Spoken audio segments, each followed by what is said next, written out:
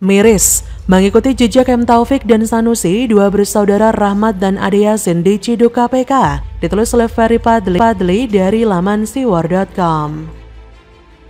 Benar, tim KPK tadi malam hingga tadi pagi telah mengamankan beberapa pihak di wilayah Jawa Barat terkait dugaan tindak pidana korupsi, pemberian dan penerimaan suap.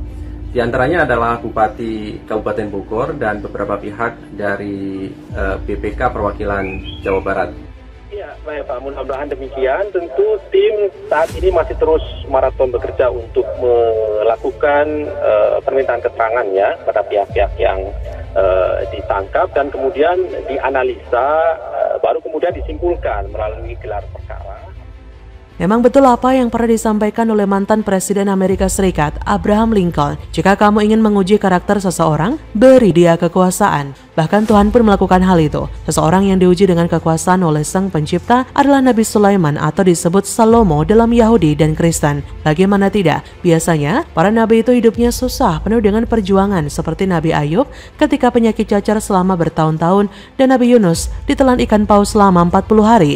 Sementara Nabi Sulaiman, harta, tahta, dan wanita, ia punya semua. Ia disebut orang terkaya di muka bumi ini dengan harta kekayaan lebih dari 5.000 triliun. Kerajaan yang dia miliki pun amat megah, kemewahannya mengalahkan singgasana Ratu Balkis yang banyak dipuji orang sebagai istana kerajaan terbaik pada zamannya. Sulaiman juga bisa bicara sama hewan, khususnya sama burung dan semut, punya tentara dan tak hanya dari kalangan manusia, tapi juga dari kalangan jin, serta burung, dan mampu menawan setan dan memerintahkannya untuk membangun serta mencarikan tembaga, dan lain-lain. Artinya apa? Karakter sejati Sulaiman ini sudah terbukti tidak serakah dan tidak pula takabur seperti Qarun. Itu yang lolos ujian kekuasaan loh, sementara yang tidak lolos ada banyak banget contohnya di negeri plus 62 ini. Lantas, siapakah contoh orang yang tak lolos melewati ujian kekuasaan itu?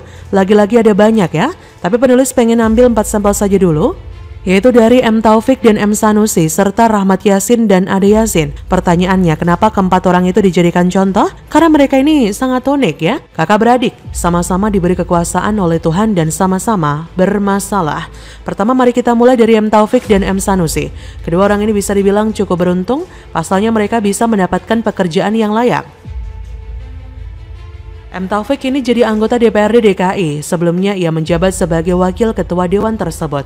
Dan jauh sebelum itu si Taufik ini pernah menjabat sebagai ketua KPU DKI. Nah, saat jadi ketua KPU itulah karakter aslinya mulai kelihatan, yaitu rakus. Ia kala itu terjerat kasus korupsi logistik pemilu hingga divonis 18 bulan penjara oleh majelis hakim. Sementara M. Sanusi pernah menjabat sebagai ketua komisi D dan ketua fraksi Gerindra di DPRD DKI. Usianya saat duduk di dewan kala itu juga terbilang masih cukup muda, yaitu 44 tahun. Tapi semuanya sirna ketika ia tergoda untuk menerima suap proyek reklamasi dari pengusaha. Ia pun dapat hadiah vonis 10 tahun penjara dari majelis hakim, tapi disunat 3 tahun oleh Mahkamah Agung.